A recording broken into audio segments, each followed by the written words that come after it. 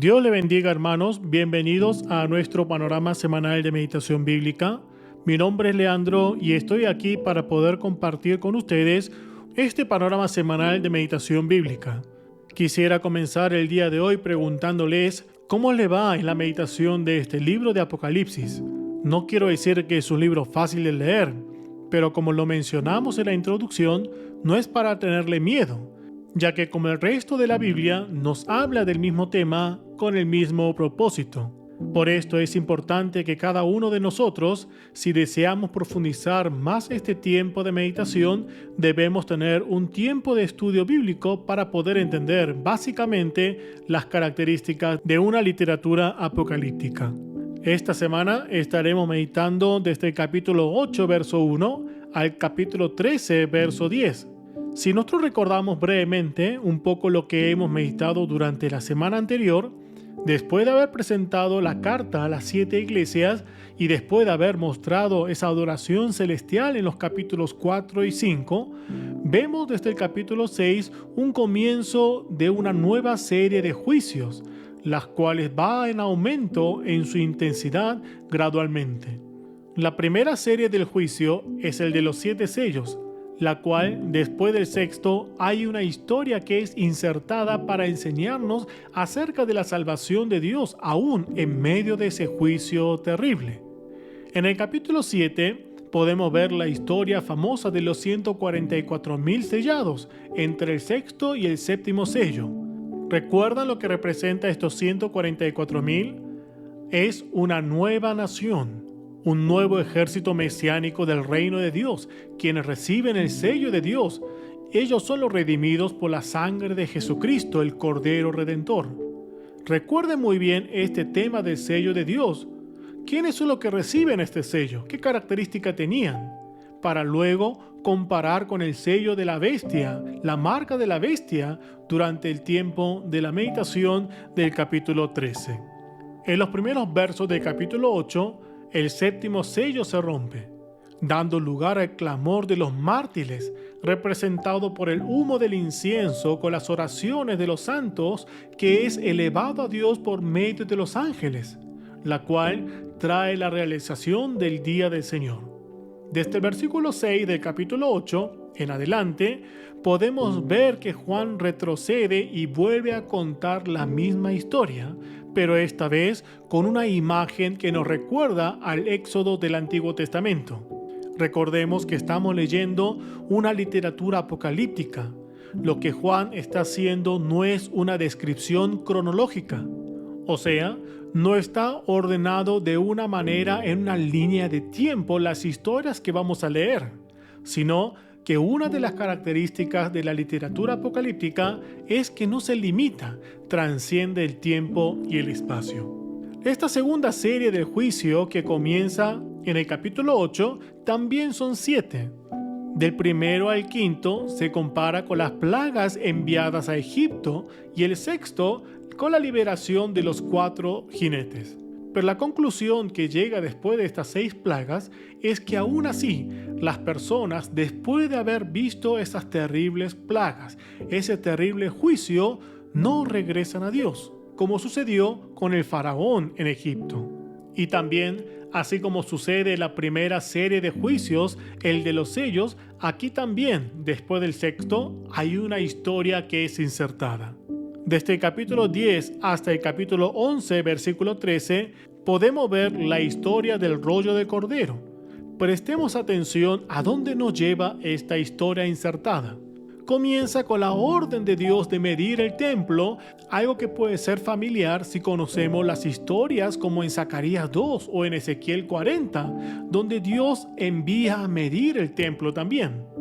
Algunos hablan de una destrucción literal del templo de Jerusalén, como sucede en la historia en mano de General Tito, pero también podemos entender como una referencia del nuevo templo, un símbolo del pueblo de Dios, como por ejemplo podemos ver en 1 Corintios capítulo 3, verso 16.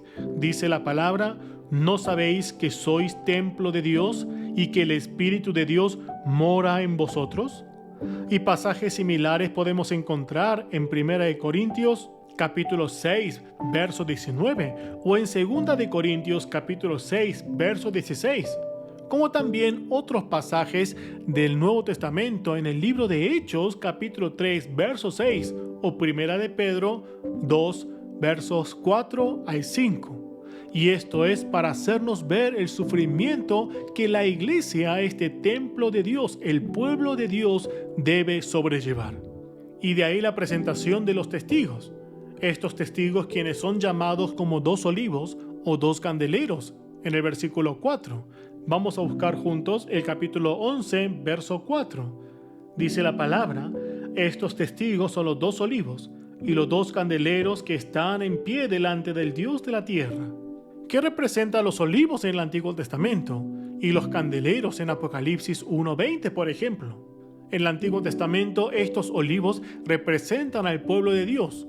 Si nosotros recordamos lo que hemos meditado en Apocalipsis 1:20, estos candeleros representaban a la iglesia. ¿Qué sucede con estos testigos? Son asesinados por la bestia que surge, pero finalmente Dios los resucita. ¿Qué consecuencia trae esto? Si nosotros vemos del verso 11 al 13, estas personas que no se arrepentían delante de Dios de sus pecados por ninguna circunstancia, viendo la obra de Dios resucitando a estos testigos de la muerte, glorifican al Dios del cielo. ¿Podemos leerlo juntos una vez? Dice así la palabra: pero después de 3 días y medio, entró en ellos el espíritu de vida enviado por Dios, y se levantaron sobre sus pies, y cayó gran temor sobre los que lo vieron. Y oyeron una gran voz del cielo que les decía: subid acá. Y subieron al cielo en una nube, y sus enemigos lo vieron. En aquella hora hubo un gran terremoto, y la 10ª parte de la ciudad se derrumbó. Y por el terremoto murieron en número de 7,000 hombres, y los demás se aterrorizaron y dieron gloria al Dios del cielo. ¿Qué nos enseña esto? ¿A qué fuimos llamados como iglesia, como testigos? Muchas veces pensamos que la vida de la iglesia es vivir de una manera ajena a las circunstancias que nos rodean. Pero aquí la Biblia nos está enseñando que esta bestia que tiene el poder va a obrar de tal manera que los testigos de Dios, o sea, la iglesia, va a morir en esta tierra.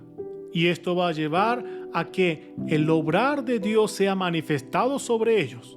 Y finalmente, estas personas que estaban rechazando a Dios puedan glorificar al Dios del cielo. Luego de esto, en el capítulo 11, verso 19 en adelante, comienza la historia de la 7ª trompeta. Con esto se termina la segunda serie de juicios e inicia una serie de historias en los capítulos 12 al 14. Para ser breve, en el capítulo 12 vemos lo que podemos llamar una batalla cósmica, la cual inicia desde Génesis 3:15, conocido como el Evangelio primitivo, donde la serpiente, representado como el dragón, no puede dañar a la mujer, entonces hace guerra con sus descendientes. Capítulo 12, verso 17, dice lo siguiente: entonces el dragón se llenó de ira contra la mujer y se fue a hacer guerra contra el resto de la descendencia de ella, los que guardan los mandamientos de Dios y tienen el testimonio de Jesucristo. Estos pasajes son claros para hacernos entender que aún la iglesia va a padecer esa tribulación. Pero en medio de esa tribulación lo que tenemos que recordar es la esperanza en ese Dios que viene a cumplir su palabra. Y esto no queda en el ámbito espiritual, porque en el capítulo 13 podemos ver cómo esto influye en la vida real de cada descendiente, quienes guardan los mandamientos de Dios y tienen el testimonio de Jesucristo. Y es aquí donde tenemos que tener en cuenta el contexto para poder entender el tema de la marca de la bestia. Sigamos recordando esta semana a qué nos llama Dios. Sigamos recordando qué es lo que promete Dios a quienes se oponen a Él. Pero también recordemos lo que promete Dios a quienes se guardan en su mandamiento. Deseo que Dios los siga llenando de sabiduría celestial para escuchar su voz y que finalmente terminemos como vencedores. Que Dios le bendiga.